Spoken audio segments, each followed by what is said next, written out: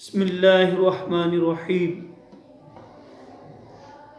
سامعین و ناظرین، آپ دیکھ رہے ہیں جامعہ رابعہ صادق تعلیم القرآن مدرسہ جوڑیاں خرد سیالکوٹ سے میں الدین کا ادنیٰ خادم علامہ محمد اقبال قادری، اور یہ ہماری ترجمہ تفسیر کی کتاب ہے۔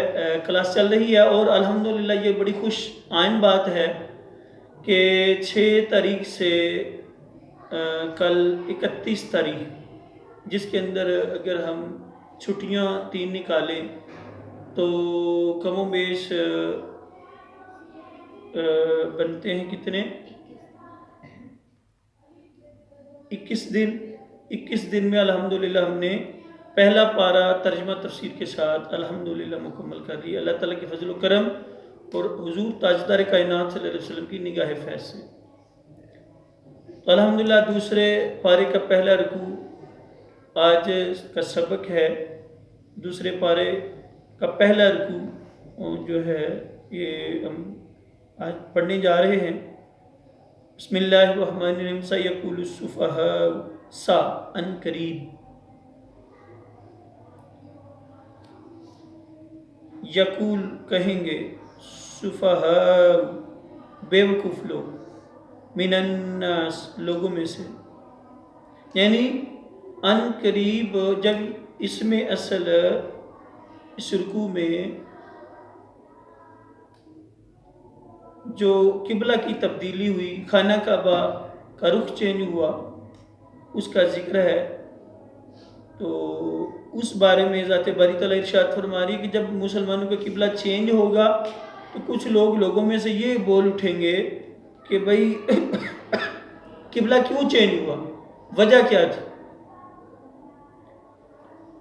اس موقع پہ یہ آیات کا نزول ہوا تو اللہ تعالیٰ نے فرمایا سَيَقُولُ السُّفَهَاءُ کہ ان قریب لوگوں میں سے بے وقوف لوگ کہیں گے، ابھی لکھنا نہیں کچھ بھی، ما وَلَّاهُ ما کس نے، وَلَّا یَوَلُّ پھیرنا، ہم ان کو، یعنی کس نے پھیر دیا ہے ان کو، عن قبلتہم التی ان کو ان کے قبلہ سے، کانو تھے علیہا جس پر پہلے نماز پڑھتے، یعنی جس قبلہ کی طرف پہلے منہ کر کے نماز پڑھا کرتے تھے اب کیوں اس قبلہ کی طرف منہ نہیں کرتے؟ یہ لوگوں میں سے کچھ چیز مہیا کریں گے۔ قل پھر میں فرمائیے، للہ المشرق، للہ کا معنی اللہ ہی کے لیے، مشرق مشرقی ملکیت ہے، والمغرب اور یہدی ہدایت دیتا ہے، من یشاء جس کو چاہتا ہے، الی صراط مستقیم سیدھے راستے کی طرف۔ تو میں نے جس طرح تمہیداً شروع میں انٹرو کراتے وقت یہ بتایا ہے کہ اس پورے رکوع میں تحویل قبلہ کی تبدیلی کا تذکرہ ہے۔ اس وقت یہ آیات نازل ہوئی۔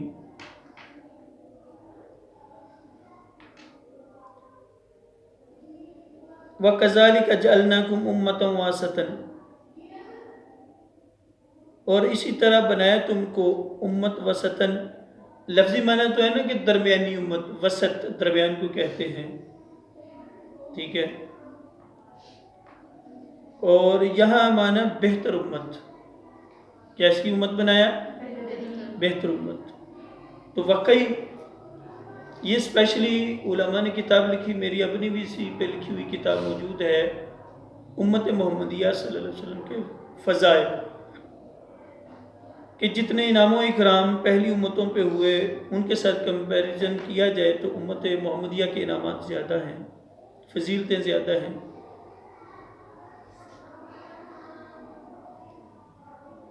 تو جب قبلہ تبدیل ہوا تو اس وقت یہ آیات کا نزول جو ہے وہ کیا گیا۔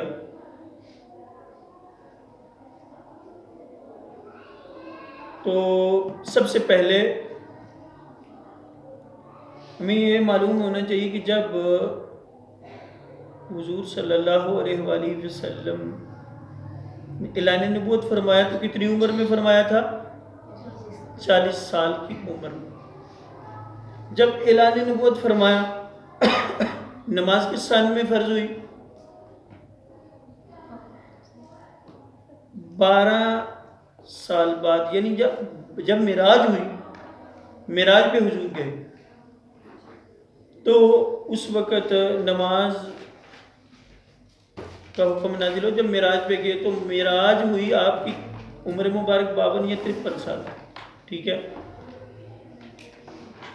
تو ایک بڑا غور طلب نقطہ یہ ہے کہ جب حضور نے اعلان نبوت فرمایا، اعلان نبوت سے لے کے 12 سال تک نماز ہے ہی نہیں تھی. تو اس وقت صحابہ کرتے کیا تھے، یعنی ان کی مصروفیت کیا تھی، ان کے معمولات مشغلات کیا تھے عبادت کے لحاظ سے. اب دیکھیں نا 12 سال تک کیا نہیں تھی، اعلان نبوت سے لے کے تو 52 سال تک 12 سال بنتے، 40 سال اعلان نبوت عمر مبارک میں فرمایا، اور پھر 52 سال کی عمر میں معراج ہوئی. معراج پہ گئے تو 5 نمازیں فرض ہوئی. تحفہ ملا اللہ کے محبوب صلی اللہ علیہ وسلم کو. اب ان 12 سالوں میں صحابہ کیا کرتے تھے، جبکہ نماز تو تھی نہیں. تو علماء نے اس پہ یہ کلام کیا ہے کہ حضور صلی اللہ علیہ وسلم کے 40 سال اعلان نبوت فرمانے کے بعد سے لے کے 52 سال تک نماز فرض ہونے تک وہ حضور صلی اللہ علیہ وسلم کی ذات پہ درود پڑھتے تھے اور حضور کی زیارت کیا کرتے تھے.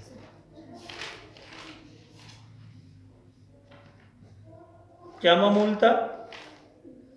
حضور صلی اللہ علیہ وسلم کی چہرے کی زیارت اور آقا علیہ السلام کی ذات پہ درود اور دیگر جو ذکر اذکار تھے وہ.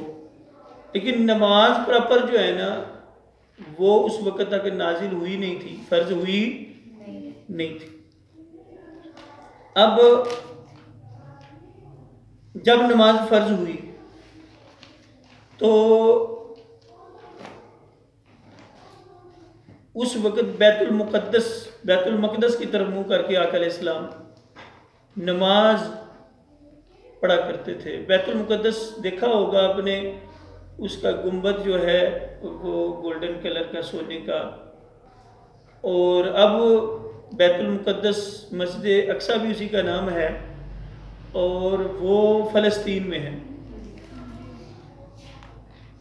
تو 17 ماہ اور چند دن جو ہے حضور صلی اللہ علیہ وسلم نماز فرض ہونے سے لے کے تو قبلہ چینج ہونے تک 17 ماہ اور چند دن بیت المقدس کی طرف منہ کر کے نماز پڑھتے رہے.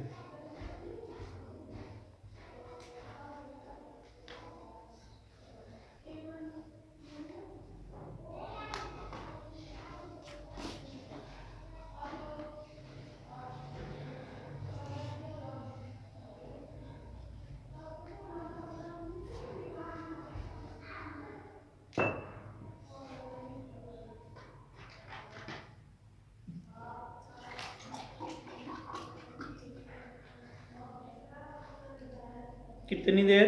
17 اور چند دن.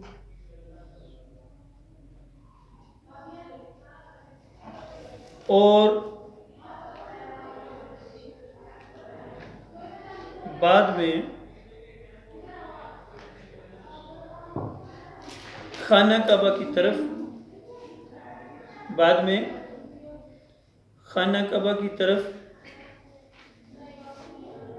منہ کر کے نماز پڑھنے کا حکم آیا.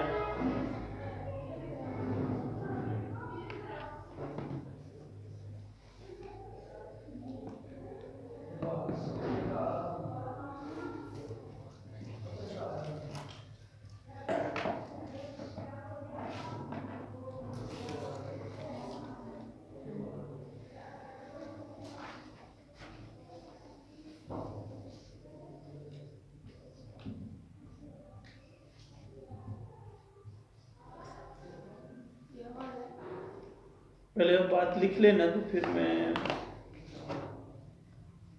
کتنی دیر بعد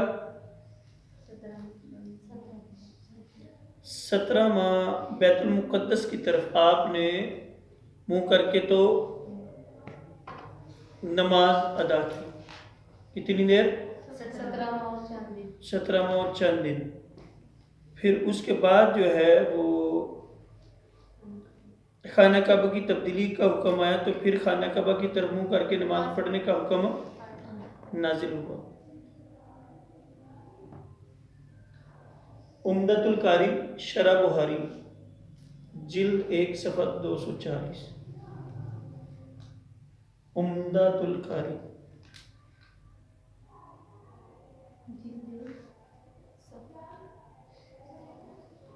240۔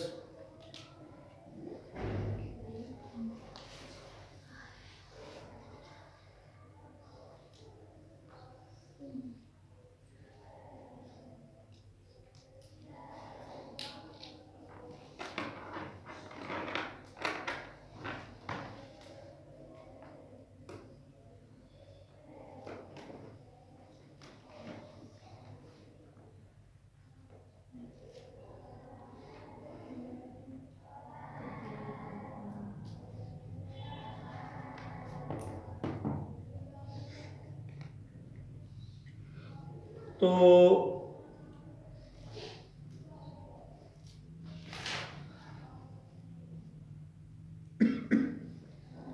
اب ذرا سنیں، سماعت فرمائے اگلی بات، اگر یہ یہاں تک پوری ہو گئی ہے۔ اب یہاں ایک سوال پیدا ہوتا ہے کہ حضور صلی اللہ علیہ وسلم کی پیدائش کہاں ہوئی؟ شاباش، کہاں ہوئی؟ مکہ میں ولادت ہوئی۔ تو چاہیے تو یہ تھا کہ خانہ کعبہ کی طرف منہ کر کے نماز کا اجرا کرتے، اوپننگ جو اینیورسری جو سارا سلسلہ کیا جاتا تو وہ یہاں سے شروع ہوتا کہ آپ مکہ میں پیدا ہوئے، خانہ کعبہ سے ہوتا۔ بیت المقدس سے کیوں ہوا؟ یہ سوال ہے کہ وہ لکھنا چاہے تو لکھ لیں آپ۔ حضور صلی اللہ علیہ وسلم کی ولادت تو مکہ میں ہوئی، تو پھر بیت المقدس کی طرف منہ کر کے نماز 17 ماہ کیوں پڑھتے رہے؟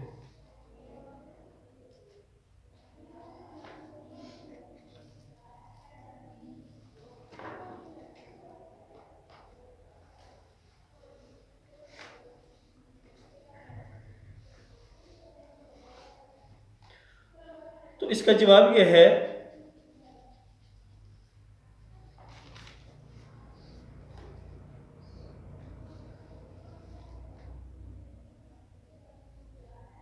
کہ حضور صلی اللہ علیہ وسلم سے قبل حضرت ابراہیم کے علاوہ دیگر کئی انبیاء کا قبلہ بیت المقدس رہا۔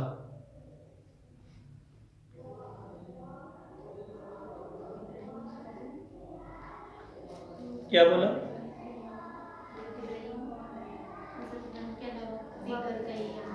کئی انبیاء کا قبلہ حضرت ابراہیم اور نبی پاک صلی اللہ علیہ وسلم کے علاوہ دیگر کئی انبیاء کا قبلہ کیا تھا؟ بیت المقدس تھا نا۔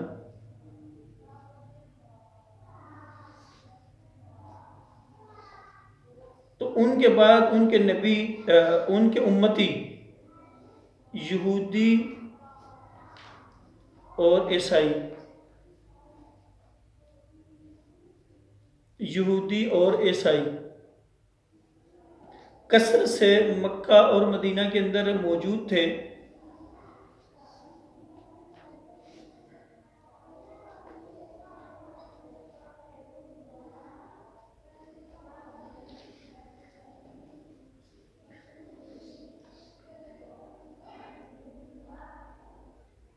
ان کو اسلام میں داخل کرنے کی نیت سے آپ بیت المقدس کی طرف کیا کرتے رہے؟ اپنے منہ کر کے بیت المقدس کی طرف منہ کر کے تو نماز پڑھا کرتے تھے۔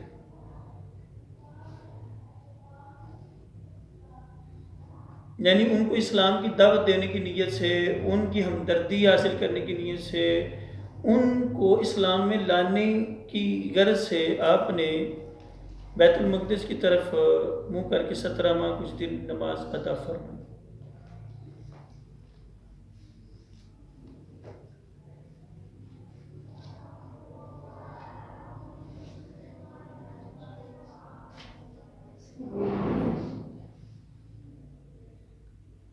یا ان کی دل جوئی کے لیے، دل جیتنے کے لیے، یہاں تو لفظ ہے تفسیر میں تالیف قلب کے لیے، یعنی ان کے دل کو اپنی حمایت لانے کے لیے، اپنی حمایت دلانے کے لیے، ان کو ہمدردی دلانے کے لیے، دین کی طرف رغبت دلانے کے لیے ایسا کیا کہ بیت المقدس کی طرف 17 ماہ چند دن آپ نے نماز ادا کی۔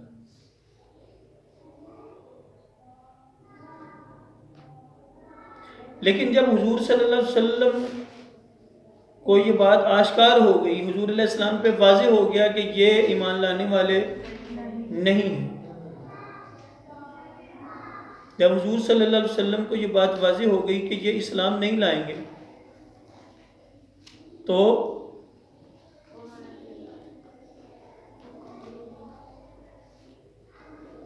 آپ نے چاہا کہ ہمارا بھی اپنا قبلہ ہونا چاہیے،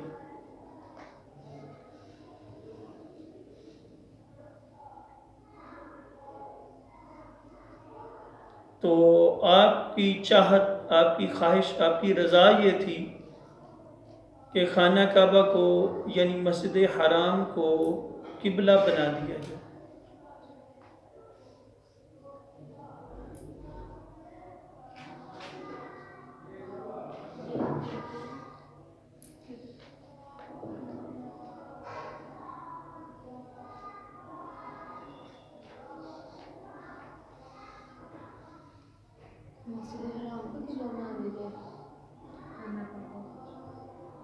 خانہ کعبہ، مسجد حرام، میں اسی لیے 2 4 5 نام لکھوا رہا ہوں کہ اب پتہ چلے آپ سب کو کہ یہ خانہ کعبہ کے دیگر نام ہیں۔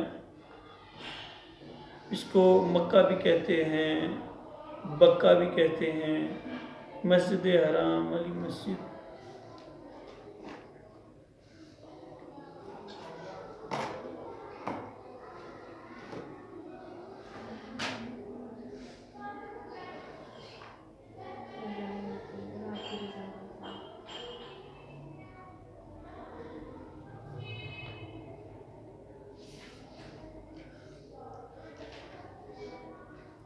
اچھا جی، یہ آیا اس آیت کے آخر میں ہم نے پڑھا کہ من یشاء، جس کو چاہتا ہے، الی صراط مستقیم، سیدھے راستے کیا دیتا ہے، ہدایت دیتا ہے، سیدھے راستے کی طرف۔ اب صراط مستقیم سے کیا مراد ہے؟ یہ سورۃ فاتحہ میں ہم نے پڑھا ہے کہ نہیں پڑھا؟ صراط مستقیم سے مراد ہے کیا؟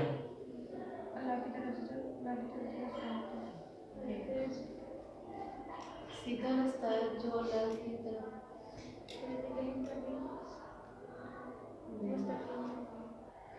وہ مستقیم سے مراد آپ نے پڑھا ہے پیچھے ابھی چند دنوں میں، لیکن میرا سوال تو پھر اسی جگہ یہ ہے کہ اہدنا الصراط المستقیم سورۃ فاتحہ کی تفسیر میں یہ ہم نے پڑھا ہے کہ نہیں پڑھا؟ یہاں وضاحت کر دوں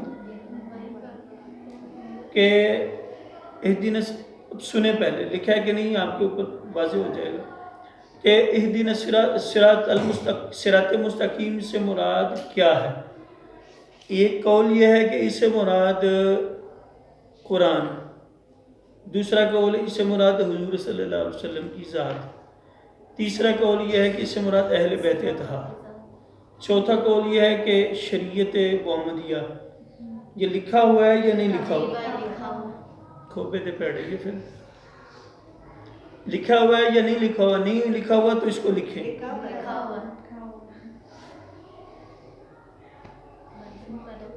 صراط مستقیم سے مراد یہ ہے، جو میں نے مفسرین کے 4 5 اقوال پیش کیے۔ صراط مستقیم سے مراد ایک کیا محدثین ایک قول کیا لیتے ہیں؟ قرآن مراد، پھر دوسری ذات رسول صلی اللہ علیہ وسلم ہے، تیسرا اہل بیت اطہار، چوتھا صحابہ، اور پانچواں شریعت اسلامیہ جو اللہ نے قانون نافذ کیا ہے، اسی کو صراط مستقیم کہا جاتا ہے۔ تو جب ان میں آپ نے تو سوال کرنا ہی کوئی نہیں نا، جب آپشن رکھ دی جائیں 2 3 4 5، تو پھر ان میں سے کوئی بھی آپ معنی مراد لے سکتے ہیں، لیکن ایک وقت میں ایک ہی معنی مراد لے سکتے ہیں، ایک وقت میں 2 3 4 معنی مراد نہیں لے سکتے آپ۔ مطلب یہ سمجھنے کے لیے ہے۔ آگے اگلی آیت وَكَذَلِكَ جَعَلْنَاكُمْ، اسی طرح جَعَلْنَاكُمْ بنایا ہم نے تمہارے لیے امتاً، یہ تو ہو نہیں گیا، بنایا تم کو امت وسطاً، درمیانی بہتر امت، لِتَكُونُوا، تاکہ ہو جو شہداء گواہ، علی الناس لوگوں پر، وَيَكُونَ الرَّسُولُ، اور ہو جائیں رسول بھی، علیکم تم پر، شہیداً گواہ۔ وَمَا جَعَلْنَا الْقِبْلَةَ الَّتِي كُنْتَ عَلَيْهَا، اور نہیں ہم نے بنایا قبلہ، کنتا تھے، علیہ جس پر آپ ہیں، یعنی قبلہ چینج کرنے کی ایک وجہ یہاں بیان کی جا رہی ہے۔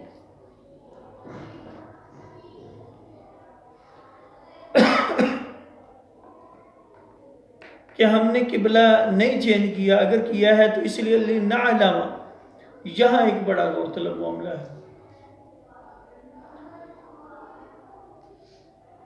یہاں لفظی معنی بنتا ہے، یہ اصل لفظ ہے علم، عین لام میم علم، اوریجن مادہ لِنَعْلَمَ کا کیا ہے؟ علم۔ اچھا، لفظی معنی یہ بنتا ہے کہ ہم جان لیں، ٹھیک ہے؟ من یتبع الرسول، یہ اللہ فرما رہا ہے کہ من کون، یتبع اتباع کرتا ہے، رسول کی، ممن اور کون ہے، ینقلب پلٹتے، علی عقبیہ ایڑیوں کے بل الٹا۔ یعنی مطلب یہ ہے کہ قبلہ ہم نے چینج اس لیے کیا ہے تاکہ ہمیں معلوم ہو جائے کہ کون رسول کی پیروی کرتا ہے، کون رسول کی پیروی سے پلٹ کے واپس کفر کی طرف جاتا ہے۔ یہاں لِنَعْلَمَ، یہ متکلم کا صیغہ ہے، جب جمع متکلم کا، کہ جان لیں۔ یہ جملہ ہم اہل سنت و جماعت کے نزدیک یہ ترجمہ لِنَعْلَمَ کی جگہ جو ہے نا، یہ کہ جان لیں، کیونکہ اللہ کی طرف نسبت کی جا رہی ہے، اور اللہ کہے کہ ہم جان لیں کون پیروی کرتا ہے کون نہیں کرتا، تو یہ جملہ ہمارے نزدیک غلط ہے، کیونکہ کوئی چیز ایسی نہیں ہے جو اللہ کے علم میں نہ ہو۔ یعنی یہ ترجمہ کرنا کہ اللہ فرما رہا ہے میں پتہ لگوا لوں، جان لوں کہ کون قبلہ کی طرف منہ کرتا ہے اور کون نہیں کرتا، یہ جملہ ہمارے نزدیک غلط ہے، یہ ترجمہ غلط ہے۔ کیوں غلط ہے؟ کہ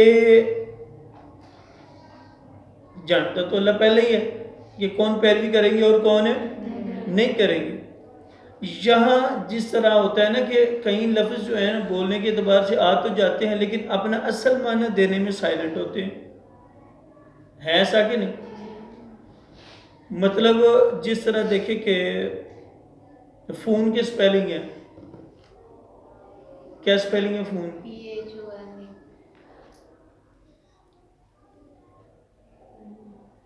تو ظاہر لگتا ہے کہ ایف سے شروع ہونا چاہیے، یعنی پی اپنا معنی دینے میں سائلنٹ ہے، وہ ایف کے معنی دے رہا ہے، ٹھیک ہے؟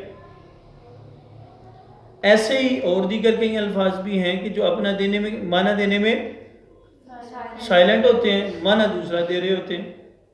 جس طرح ہم نے شروع میں پڑھا ذالک الکتاب، ذالک عربی میں دور جو چیز ہو اس کے لیے آتا ہے، کتاب سامنے پڑی ہوئی ہے تو سوال کیا جا رہا ہے ذالک الکتاب، یہ وہ شان والی بلند مرتبہ، یعنی دور کا صیغہ اس لیے لائے اس کا مرتبہ بلند کرنے کے لیے، اس کا مرتبہ وضع کرنے کے لیے، بتانے کے لیے کہ یہ کتاب وہ بلند شان والی کتاب جو لوح محفوظ سے اتری، یعنی بلندی کا اشارہ کرنے کے لیے ذالک نزدیک کے معنی میں اس لیے لایا گیا کہ قرآن کی شان کو بیان کیا جائے۔ تو ذالک بھی کیا ہے، اپنے معنی دینے میں یہاں سائلنٹ. ویسے ہی یہ جو معنی ہے لِنَعْلَمَ، اپنا معنی یہاں پھر ترجمہ کیا کیا جائے گا جو حضرت البرکت نے کیا مولانا شاہ احمد رضا فضل بریلوی علیہ الرحمن، وہ ترجمہ بڑا پیارا ہے کہ یہاں معنی ہے کہ اللہ فرمانا چاہتا ہے اِلَّا لِنَعْلَمَ مَن يَتَّبِعُ الرَّسُولَ، کہ ہم ظاہر کر دیں. ہمیں پتہ تو ہے کہ منافقین کون ہیں، لیکن اس لیے قبلہ چینج کر رہے ہیں تاکہ تم لوگوں پر ظاہر کر دیں کہ یہ ہے منافق، یہ ہیں. لِنَعْلَمَ کا معنی جاننے کے بجائے کیا ہے؟ ظاہر کرنا.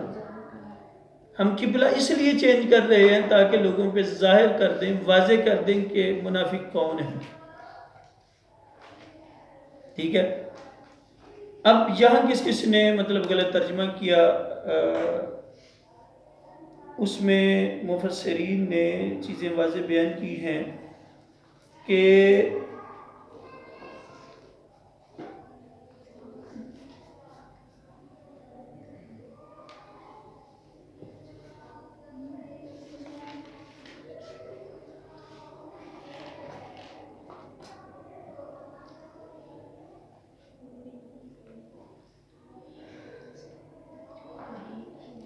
دیکھیں نا کہ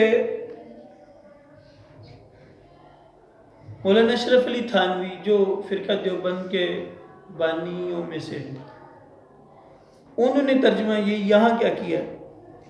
وہ ترجمہ یہاں کرتے ہیں اور جس سمت قبلہ پر آپ رہ چکے ہیں وہ تو اس لیے تھا کہ ہم کو معلوم ہو جائے کہ کون رسول صلی اللہ علیہ وسلم کا اتباع کرتا ہے اور کون پیچھے ہٹ جاتا ہے. تو ہمارے ہاں یہ مولانا شریف علی تھانوی کا ترجمہ ریجیکٹ ہے، صحیح نہیں. کیوں؟ کہ اللہ کو بھی معلوم ہی نہیں. یعنی ادھر دوسری طرف ہم بیان کرتے ہیں کہ اللہ کو ہر چیز کا علم ہے، اور یہاں کہہ رہے ہیں منافقین مکہ کا علم نہیں ہے. تو یہ معنی اللہ تعالیٰ کے علم کی تنقیص، اللہ کے اوپر جو ہے نا یہ لفظ آشکار کرتا ہے کہ آپ کو علم نہیں. تو پھر اللہ تعالیٰ کے بارے میں یہ لفظ ہم بول سکتے ہیں؟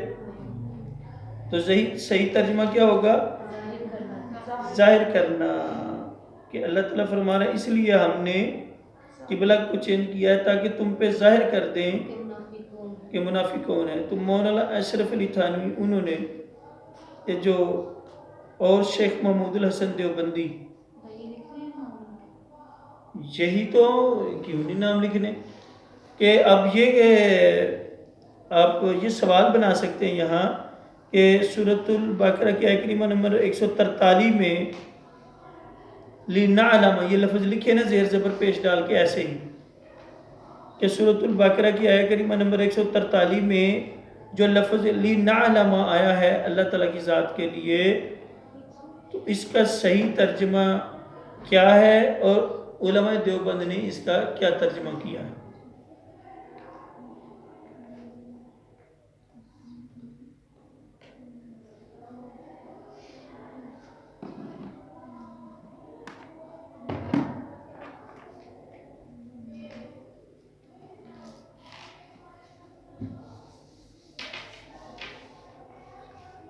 مولانا اشرف علی تھانوی اور دوسرا کیا تھا؟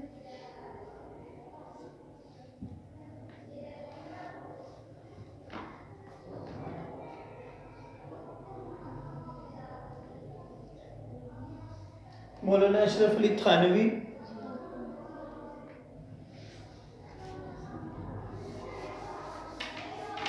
اور مولانا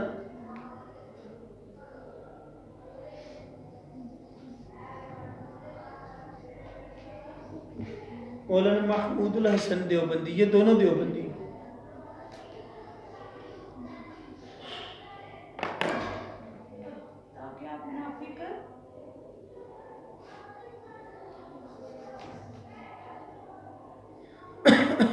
یہاں یہ معنی سارا ترجمہ آیت بہت لمبی ہے، شارٹ سا ہم یہاں اس کو لیں گے کہ لِنَعْلَمَ کا معنی شیخ مولانا اشرف علی تھانوی دیوبندی اور محمود الحسن دیوبندی نے اس کا ترجمہ یہ کیا ہے تاکہ اللہ جان لے.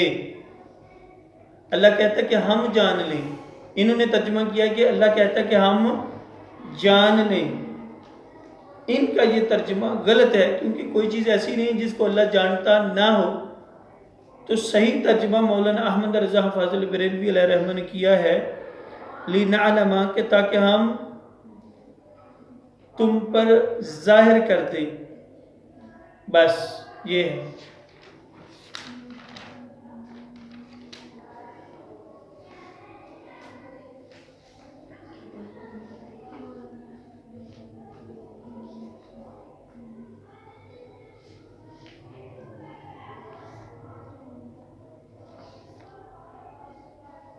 اس لیے ہم زور کیوں دیتے ہیں کہ کون سا ترجمہ پڑھیں؟ ترجمہ کنز الایمان شریف پڑھیں.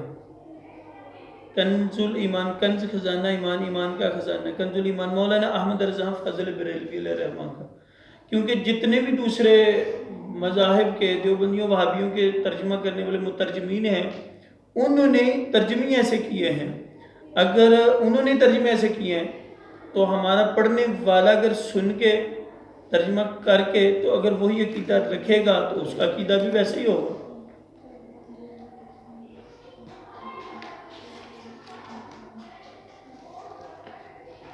سمجھیے؟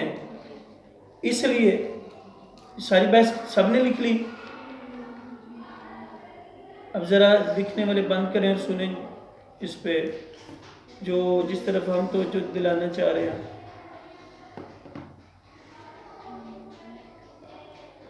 عام طور پہ نا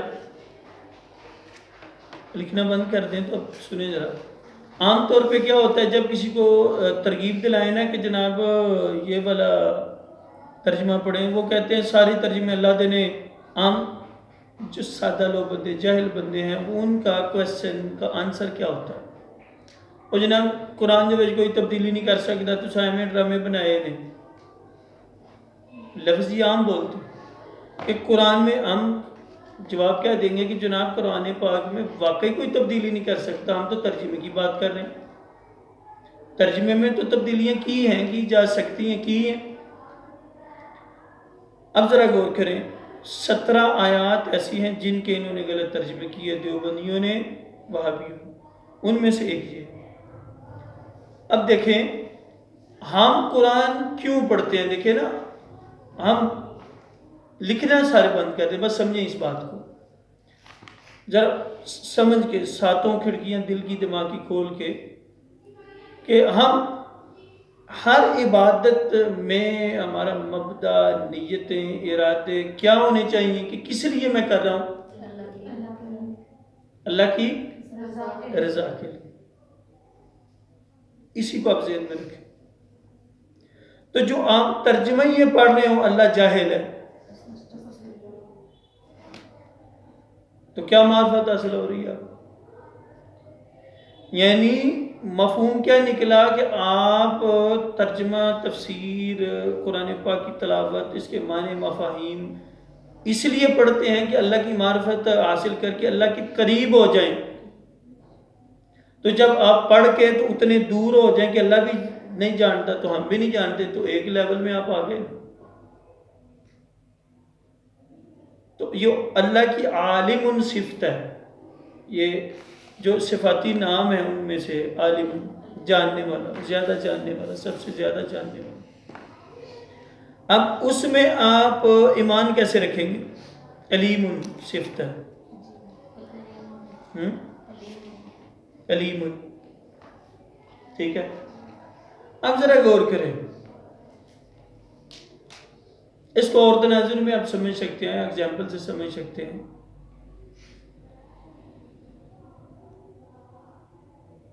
آپ آ رہے، ہم آ رہے ہیں اللہ کی معرفت حاصل کرنے کے لیے، اللہ کا قرب پانے کے لیے. تو جب آپ ترجمہ پڑھ کے آپ ہی گمراہ ہو جائیں کہ اللہ کو علم نہیں ہے، تو اللہ کے قریب ہوئے کہ دور ہوئے؟ اتنی ساری سٹرگل کرنے کا فائدہ کیا ہوا؟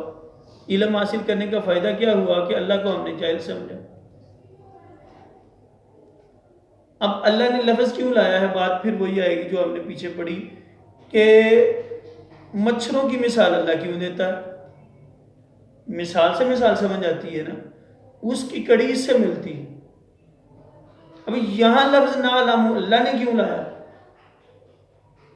یہ دلو بھی کثیرہ و یہدی بھی کثیرہ، بہت زیادہ پڑھ کے اس کو ہدایت پائیں گے اور بہت زیادہ پڑھ کے اس کو گمراہ ہو جائیں گے۔ یعنی یہ نہ سمجھو کہ قرآن گمراہ نہیں کرتا، قرآن پاک گمراہ بھی کرتا ہے، کس کو؟ جس کی قسمت میں ہدایت ہے نہیں۔ جس طرح دیکھیں نا، ہم کھاتے کھانا ہے، زہر کوئی بھی نہیں کھاتا، زہر کھائیں تو مر جائیں، لیکن اسی کھانے سے اندر زہر موجود ہے۔ انسان کے اندر دونوں چیزیں، خیر شر، نیکی بدی، دونوں چیزوں کا منبع ہے انسان۔ تو ایسے ہی بندے کے پیٹ میں زہر موجود ہے۔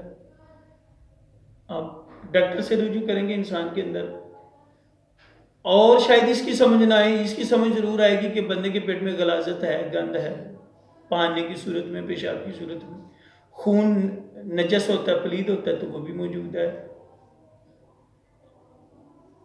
مطلب یہ ہے کہ انسان جو ہے یہ دونوں چیزوں کا منبع ہے۔ تو ہم بات کر رہے تھے کہ اللہ تعالیٰ کی ذات جو ہے یہ علم رکھتی ہے، اور اس کے اوپر ایسا لفظ بولنا جائز ہے نہیں ہے کہ جس سے یہ ثابت ہو کہ اللہ جانتا نہیں، اللہ کو علم نہیں۔ تو جو یہ ترجمہ کرے اس کو زندگی میں کبھی ترجمے کو گھر میں نہ لائیں۔ بات پھر وہی آئے گی یہاں۔ آپ میں سے کسی نے میسیج کیا تھا گروپ میں، بڑا اچھا میسیج تھا کل یا پرسوں، کہ ہم اللہ سے مانگتے ہیں جو ہمیں چاہیے، جو ہمیں اچھا لگتا ہے، لیکن اللہ وہ دیتا ہے جو ہمارے لیے بہتر ہے، اس کے لیے نہیں۔ اللہ وہ دیتا ہے جو وہ میسیج کو، اس میسیج کے تناظر میں بات کو سمجھیں۔